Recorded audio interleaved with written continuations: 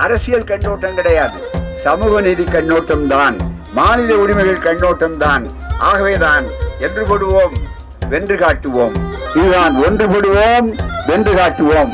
கோஷங்கள் கொடுங்கள், ஒன்றுபடுவோம் வென்று காட்டுவோம். இதுல வேற டபுள் என்ஜின் யோகிதை, சிங்கிள் என்ஜின் எவ்வளவு யோகியமா இருக்கு, எவ்வளவு சாதனையை செஞ்சிருக்குது அப்படின்னு. அதனால அதுக்குரிய பலாபலம் என்னன்னு மக்களுக்கு தெரியும்.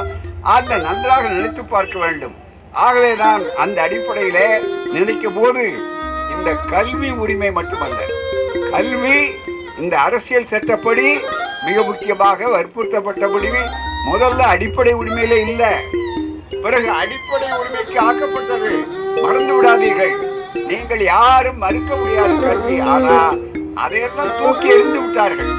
அரசியல் சட்டத்தின் முற்றிலும் விரோதமான ஒரு போக்கு தான் இன்றைக்கு நீட் தேர்வு.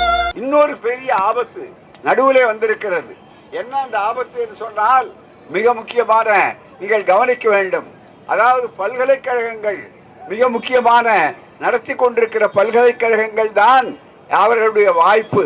மிக முக்கியமாக அந்த பல்கலைக்கழகங்களே இப்போது தேவையில்லை, பல்கலைக்கழகங்கள் தேவையில்லை.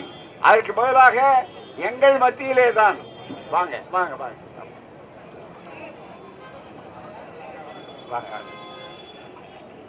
எங்கள் மத்தியிலே தான் பல்கலைக்கழகங்கள் தேவையில்லை. அதுக்கு பதிலாக எங்கள் மத்தியிலே தான் மிக முக்கியமாக நாங்கள் நடத்துவோம் சொல்லி புதிய மசோதா, புதிய ஒரு ஆபத்து. செய்தியாளர்கள், மற்றவர்கள், அறிஞர்கள், கல்வி அறிஞர்கள், நம் வீட்டு தலைவர்களை இதை பற்றி அறிக்கை விட வேண்டும். அதில் கவனத்தை கொண்டு போகணும். ஏன்னா எதையும் முதல்ல கூறுவ பார்வை எங்களுக்கு தான் உண்டு. எங்களுக்கு இந்த வேலையை தவிர வேற வேலையே கிடையாது எங்களுக்கு. ஆகவே தான் உடனே சொல்கிறேன். என்னன்னா விக்ஷித் இங்கே சிறப்பாக சொன்னார், கஜேந்திர அவர்கள் சிறப்பாக சொன்னார், கஜேந்திர பாபு அவர்கள் சொன்னார்கள், நினைவூட்டினார். மிக முக்கியமாக ஒரு பெரிய புதிய சட்டம் ஒன்று வந்திருக்கு. என்ன அந்த சட்டம் தெரியுங்களா? முக்கியமாக கவனிங்க. இது அடுத்த ஆபத்து, மிகப்பெரிய ஆபத்து, சாதாரண ஆபத்து அல்ல. மிக முக்கியமாக விக்ஷித் பாரத் சிக்ஷா அதிஷ்டான். இதில் சொன்னால் வயிற்று வலி வரும். இதை கேட்குறவங்களுக்கு என்னை பற்றி சந்தேகம் வரும். மொட்டையாக படித்தா நல்லா தானே இருந்தார் இவர், என்ன ஆச்சு இவருக்குன்னு. ஏன்னா இவருடைய இதெல்லாம் அவ்வளவு இந்தி திணிப்பு, அவ்வளவு மோசம் அப்படி வந்திருக்கிற போது மிக முக்கியமாக இந்த விக்ஷித் பாரத் சிக்ஷா அதிஷ்டான் மசோதா, அவர் நாடாளுமன்ற உறுப்பினர், நாளைக்கு பேசுவார் நாடாளுமன்றத்தில் தெளிவாக. அந்த விக்ஷித் அதிஷ்டான் மசோதா அது 25 வந்து என்னன்னா இப்போ அது கூட்டுக்குழுவில் இருக்குது. கூட்டுக்குழுவெல்லாம் அவங்க கூட்டுக்குழு ஆக்கிக்குவாங்க. அதுதான் மிக முக்கியம். எந்த கூட்டுக்குழுவையும் அவங்க உருப்படியாக பார்த்ததில்லை. பல செய்திகள் அது ஒரு சடங்குகளில் அது ஒரு கூடுதல் சடங்கு, அவ்வளவுதானே தவிர அப்படித்தான் நடத்தி கொண்டிருக்கிறார்கள்.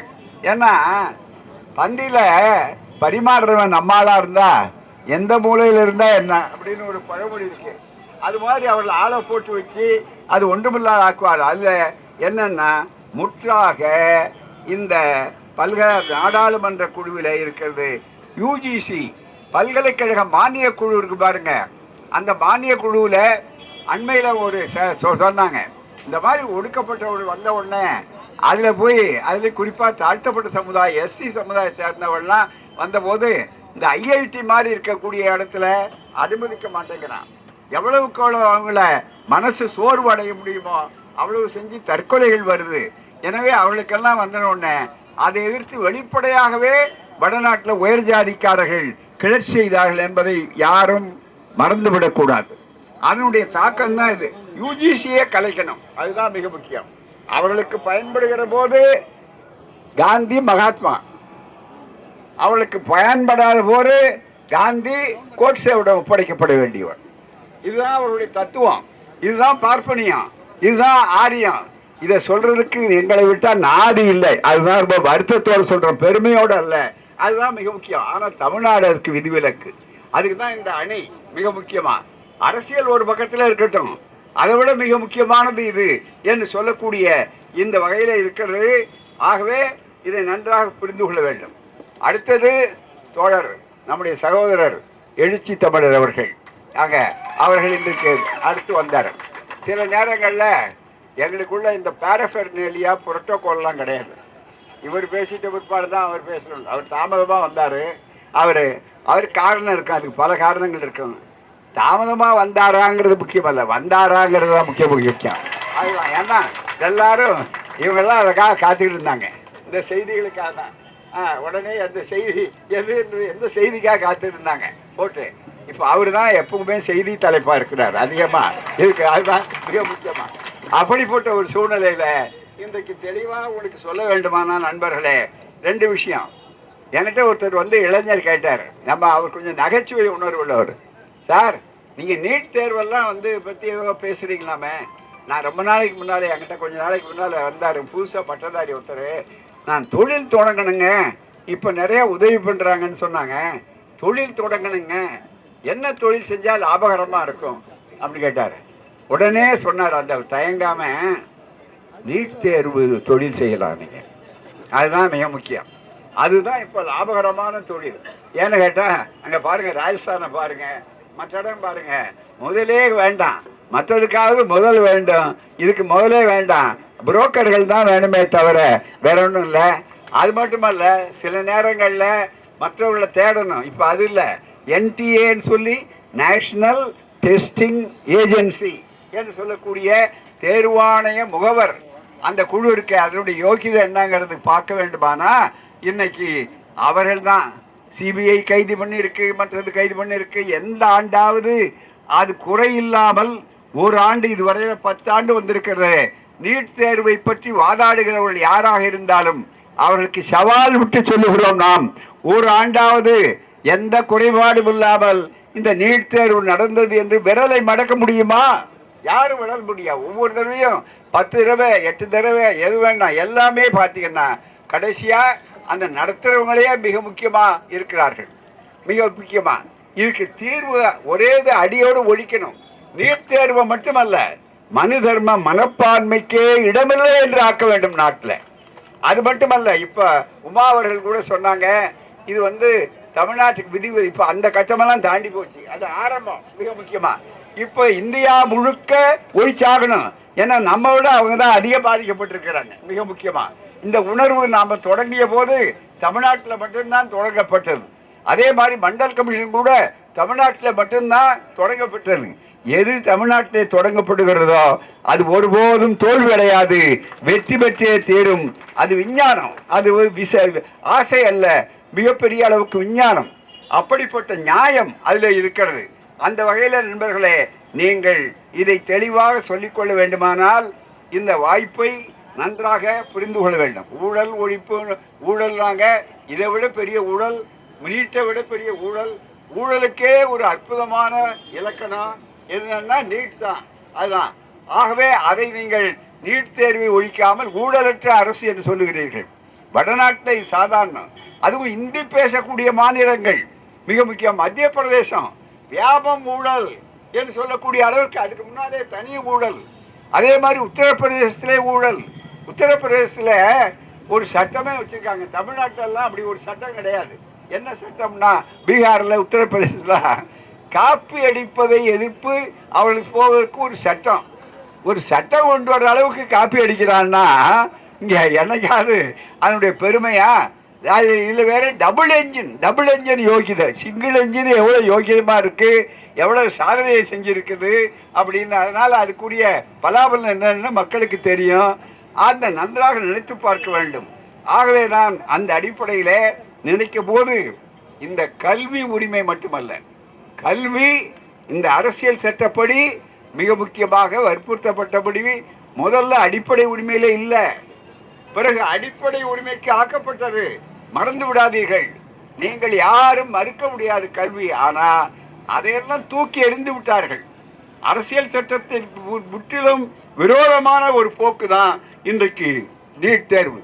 உதாரணமாக இன்றைக்கு போட்டிருக்கிற இந்த புத்தகத்தில் மிக தெளிவாக ஒரு தீர்ப்பு, ஒரு அரசியல் சட்டத்தில் நீட் தேர்வே மோசடி. அதுதான் ஸ்டாலின் அவர்கள் அற்புதமாக திராவிட மாடல் ஆட்சியில் இருந்து, அவர் என்றைக்கு ஆட்சியில் இருந்தாலும் இல்லாவிட்டாலும் அவருடைய கருத்து கொள்கை தான் ஆட்சி செய்யும், அதில் ஒரு சந்தேகமே இல்லை.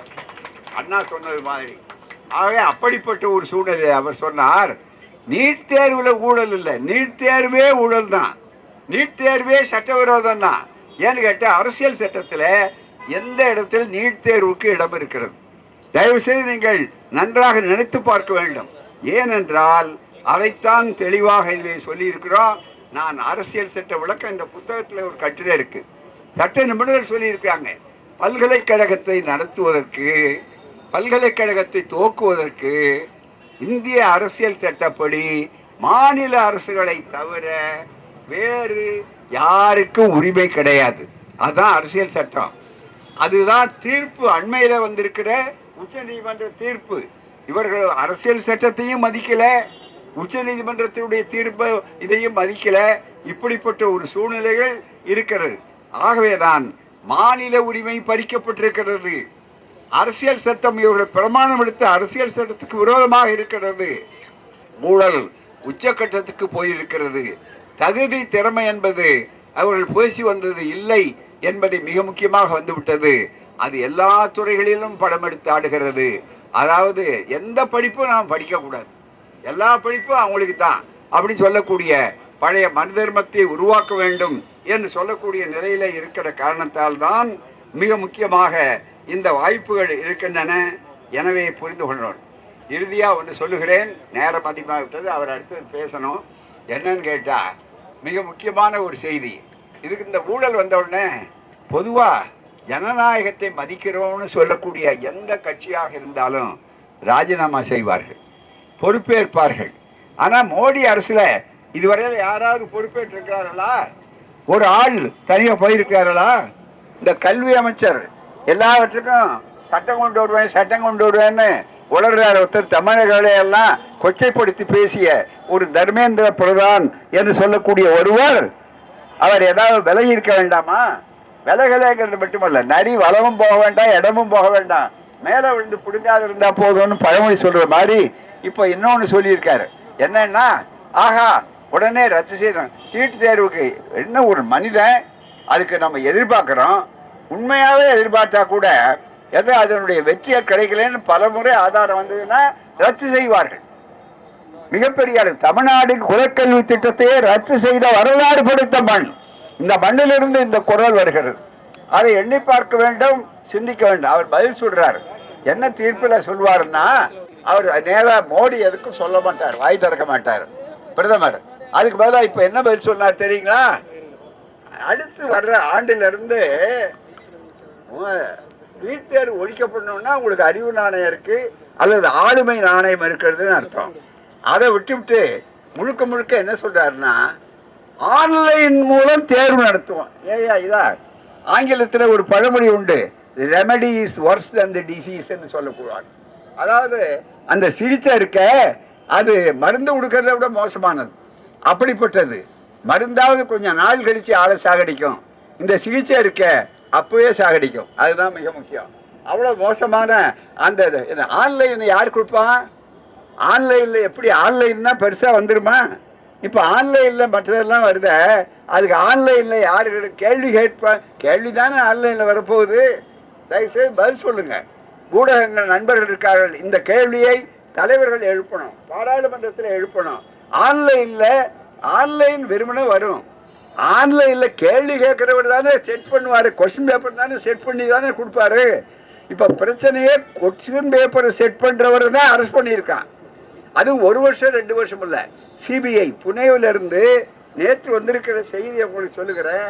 புனே இருக்கிற அங்கே வரக்கூடிய அளவிற்கு இந்த முகவ அமைப்பை NTA என்று சொல்லக்கூடிய நேஷ்னல் டெஸ்டிங் ஏஜென்சி என்று சொல்லக்கூடிய இந்த முகவர் அமைப்பை உருவாக்கிய காலத்திலிருந்து ரசாயனத்துறையில் நீண்ட காலமாக பேராசிரியராக இருந்த ஒருவர், அவர் தொடர்ந்து இந்த வேலையை பண்ணிட்டு வந்திருக்கிறார் அப்படின்னு கண்டுபிடிச்சி அவர் தான் மிக முக்கியமாக அதை இயங்கி கொஸ்டின் பேப்பர்லாம் கேள்வித்தாள்லாம் ஏற்பாடு பண்ணுறவர், கேள்வித்தாள் அமைக்கிறவர் என்று சொல்லி கேள்வித்தாள் அமைச்சவர் மேலே இப்போ தான் கைது பண்ணியிருக்காங்க. அவ்வளோதான். ஆனால் என்ன நடக்க போகுதுன்னு தெரியாது. வழக்கம் போல் என்ன நடக்கும்? ஒன்றும் நடக்காது. இப்போ அதானி வழக்கில் அமெரிக்காவில் முடித்த மாதிரி எல்லா விதமான அளவிற்கும் முடிக்கக்கூடும். ஆகவே தான் தெளிவாக சிந்திக்க வேண்டிய செய்தி என்னவென்றால், ஆன்லைனில் வந்தால் தீர்ப்பு இல்லை, அடியோடு அது இன்னும் மீண்டும் மீண்டும் நீங்கள் ஊழலுக்கு வழிவகுக்கிறீர்கள். பிடிவாதத்தோடு இருக்கிறீர்கள்.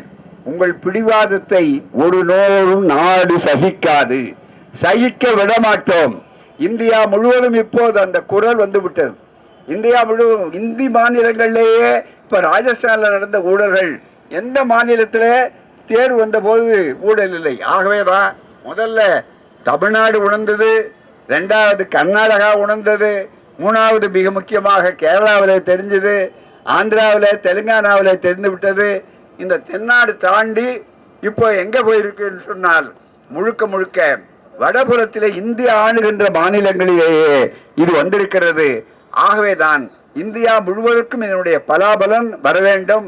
எப்படி மண்டல் கமிஷன் இந்தியா முழுவதும் வந்ததோ, எப்படி சமூக நீதி என்பது இந்தியா முழுவதுக்கும் உரியதோ, அதுபோல இந்தியா முழுவதற்கும் நீட் தேர்வு தேவையில்லை. மீண்டும் அது மனு தர்மத்தினுடைய ஒரு முகம், அவ்வளவுதானே தவிர வேறொன்றும் கிடையாது. அதை நன்றாக புரிந்து கொள்ள வேண்டும். எனவே தோழர்களே, கட்சிக்கு ஆதரவு கொடுத்த அத்தனை கட்சி தலைவர்களும் அமைப்புகளுக்கும் தலைதாழ்ந்த நன்றியை தெரிவித்து, இது முதல் கட்டம். இந்த முதல் கட்டம் இன்றைக்கு அவசரமாக தொடங்கப்பட்டிருக்கிறது. ஆனால் இந்த கட்டம், இந்த போராட்டம் விரிவடையும். மிக முக்கியமாக இந்த போராட்டம் குலதர்ம கல்வியிலே ஆச்சாரியாரை விட புத்திசாலித்தனமா நீங்கள் இருக்க முடியாது. உடம்பெல்லாம் மூளைன்னு சொன்னாங்க ஆச்சாரியார. மூளை ஒரு இடத்துல இருந்தால்தான் சரியா இருக்கும், உடம்பு பூரா இருக்கக்கூடாது போராம. அப்படிப்பட்ட உடம்பெல்லாம் மூளையா இருந்த ராஜகோபாலாச்சாரியாராலேயே தமிழ்நாட்டு உணர்வை குலதர்ம கல்வி திட்டத்தை அவர் நீடிக்க முடியவில்லை. நீங்கள் விஸ்வகர்மா என்ற பேராலே வந்தாலும், மனு தர்மத்தினுடைய 800 பேர்ல வந்தாலும், ஒருபோதும் தமிழ்நாடு பெரியார் மண், சமூக மண், சுயமரியாதை மண், மாநில உரிமைகளுக்காக எப்போதும் போராடக்கூடிய மண். இந்த மண் தெளிவாக இருக்கும். ஆகவேதான் இதிலே கட்சி வேறுபாடு, அரசியல் மாறுபாடு இவைகளெல்லாம் பார்க்காமல் நம்முடைய சிறப்பாக திராவிட முன்னேற்ற கழகத்தினுடைய தலைவர், நம்முடைய ஒப்பற்ற திராவிட மாடல் ஆட்சியை வரலாறு படைத்தவர், அப்படிப்பட்டவர் நேற்று அறிக்கை விட்டார். அதுபோலவே மீண்டும் சொல்லுகிறேன், எல்லா கட்சி தலைவர்கள், இடதுசாரிகள், தோழர்கள் வந்தார்கள். இது எல்லாவற்றை விட தமிழ்நாட்டை பொறுத்தவரையில் யாரும் நீட் தேர்வு இந்த மேடையில் இருக்கலாம், இல்லாமல் இருக்கலாம், அது வேற. யாரும் ஆதரிக்கலை. குறிப்பாக புதிதாக வந்த ஆட்சியை நாம அப்படி வரிப்படுத்திக்கலாமா அப்படின்னு நினைச்சிங்க. அவர் தெளிவாக ஒரு முதல்வர் ஒரு தெளிவாக அதற்கு எதிராகவே ஒரு அறிக்கையை கொடுத்து தங்களுடைய நிலைப்பாடு நீட் தேர்வு எதிர்ப்பு தான் சொன்னோம். முதல்வருக்கு நன்றி செலுத்துகிறோம். அதுதான் மிக முக்கியம். ஆகவேதான் இதில் கட்சி கண்ணோட்டம் கிடையாது, அரசியல் கண்ணோட்டம் கிடையாது, சமூக நீதி கண்ணோட்டம் தான், மாநில உரிமைகள் கண்ணோட்டம் தான். ஆகவேதான் ஒன்றுபடுவோம் வென்று காட்டுவோம். இதுதான் ஒன்றுபடுவோம் வென்று காட்டுவோம். கோஷங்கள் கொடுங்கள். ஒன்றுபடுவோம் வென்று காட்டுவோம், வென்று காட்டுவோம். இடமில்லை இடமில்லை தமிழ்நாட்டில், இந்திய துணைக்கண்டத்தில் மீண்டும் மனு தர்மத்துக்கு, மீண்டும் குலதர்மத்துக்கு, இடமில்லை இடமில்லை. அதைத்தான் நிரூபிப்போம், போராடுவோம், வெற்றி பெறுவோம். நன்றி, வணக்கம். அடுத்து நம்முடைய எழுச்சி தமிழர்கள் உரையாற்றுவார்.